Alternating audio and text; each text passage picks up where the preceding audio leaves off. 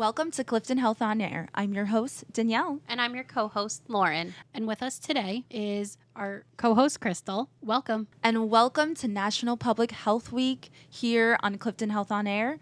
And today we have Jennifer Terwilliger, Registered Environmental Health Specialist and Hazmat Coordinator. Welcome.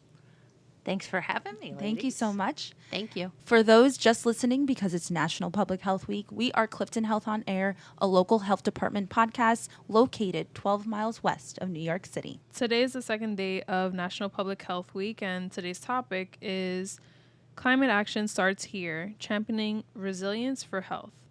So, can you talk about how climate change is a little bit different than climate action and what that would mean?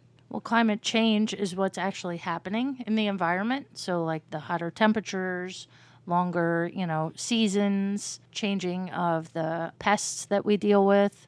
The populations of those are getting out of control because it's warmer longer.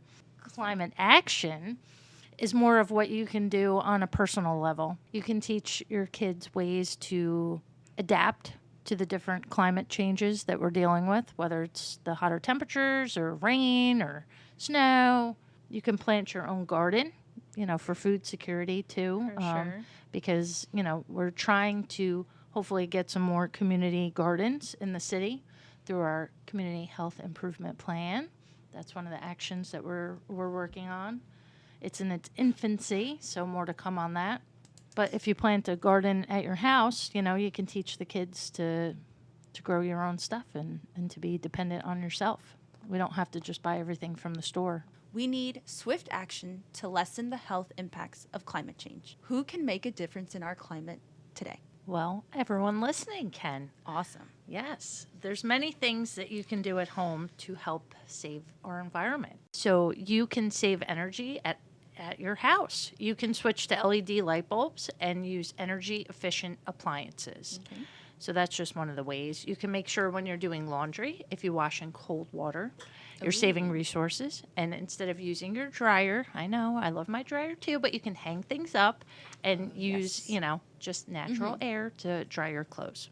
It also helps with things shrinking. So that's another true. bonus. Oh, yeah, that's good. true. Yeah. You can improve your home efficiency by making sure your house is properly insulated, replacing your oil or gas furnace with an electric heat pump. That helps. Okay. You can switch to renewable sources like wind or use solar panels, which is a big thing now, to generate your electricity in your house. You can walk or bike to work, which saves a lot of energy, or carpool if you can to work or to school. You can switch to an electric vehicle, EVs. You can also switch to things, try not to consume so much. We, as Americans, throw out a lot. You buy things and you just throw it out. So that's a good way to save. You can eat more vegetables. Oh, we love a good vegetable. Yeah. Stay healthy, right? Eat vegetables because meats produce a lot of greenhouse gases, right? Which add to the climate change problem that we're having right now. You can throw away less food, right? Because we as consumers, food waste is one of the highest, most common items that we throw out in our garbage every day.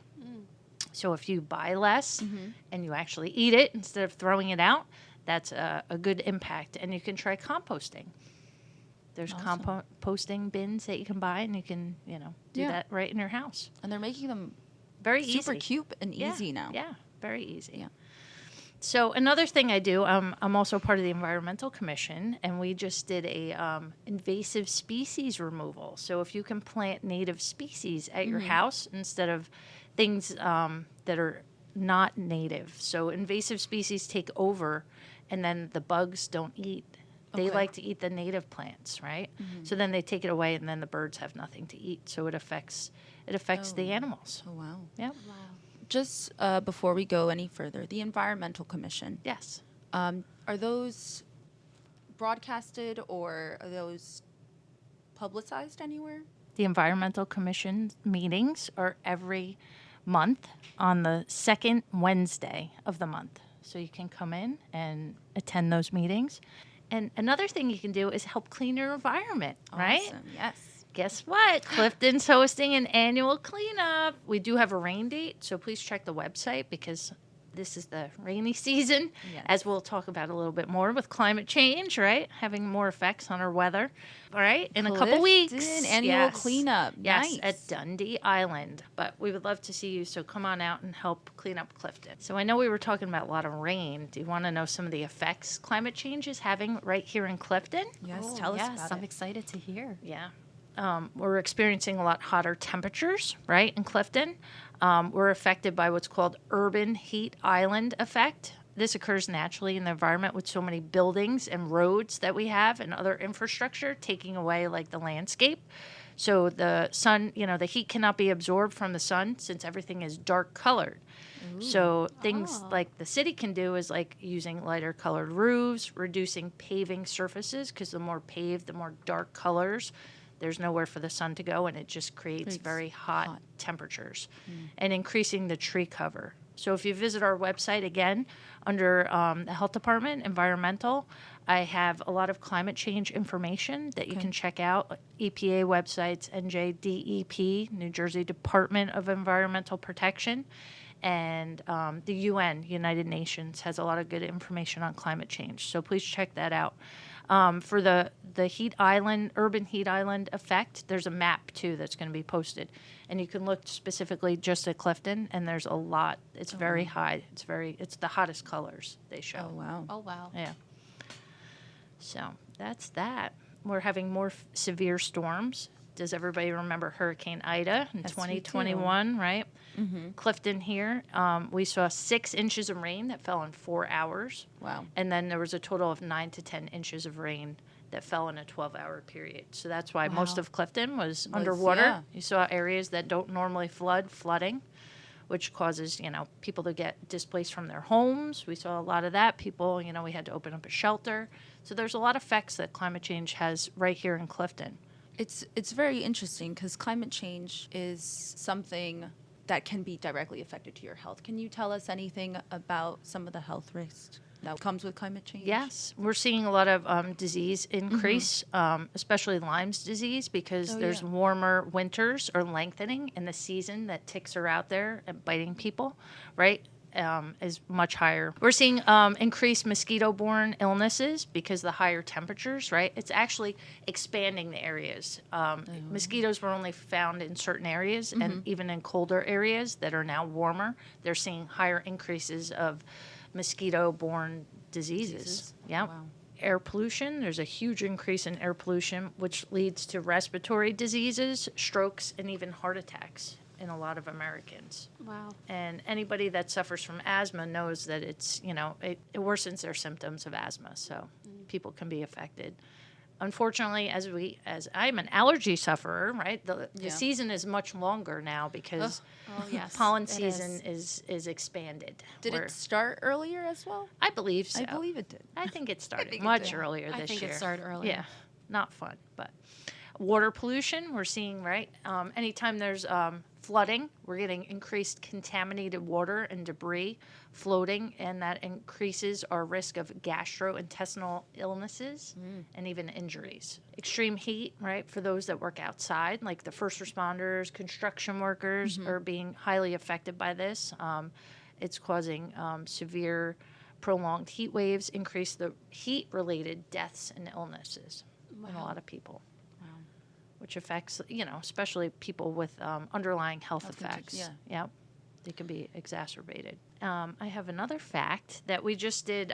Clifton, the Environmental Commission, we used to have what's called the Natural Resource Inventory that was made in 2003. Now it's called the Environmental Resource Inventory. So they added some more topics to it. This document has so much information. There's information on geology and soil, land use, vegetation, wildlife, hydrology, wetlands, riparian areas, and flood zones, which is a huge topic we deal with, climate, air, noise pollution, infrastructure, and the known contaminated sites in the city.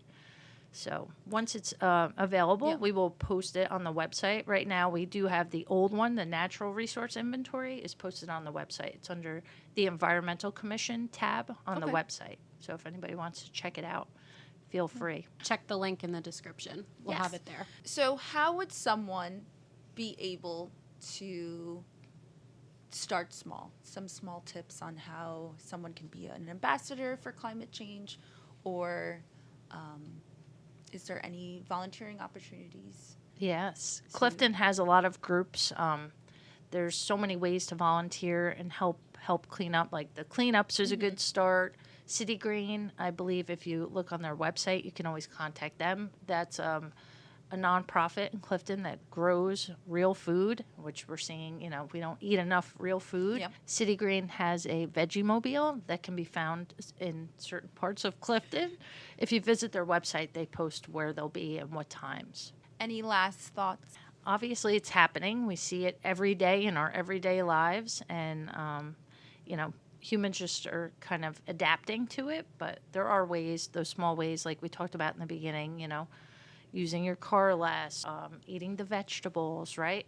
There's a good way to reduce, right? Plastics is a huge issue in this country. Use your reusable water cups, water bottles. Bring a cup to when you get coffee, and you can reuse that. Use reusable straws, right? New Jersey banned plastic bags and straws and styrofoams. They've seen a huge health impact to that. You're not seeing the plastic bags flying up in the trees anymore, clogging things. Straws, like bring your little straw. They have the ones that you can attach to your keychain, so you can have it with you at all times. And there's small ways that you can make a good impact in your everyday life.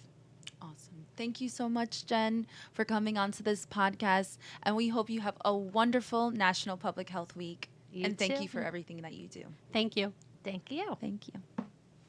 Tune in to our podcast every day this week for a new episode. If you have any questions, you can email us at health@cliftonnj.org. You can visit our website, www.cliftonnj.org. Like us on Facebook and follow us on Instagram. Our handle is Clifton Health. And as we do before we leave every day, let us ask ourselves, did you make a difference in someone's life today?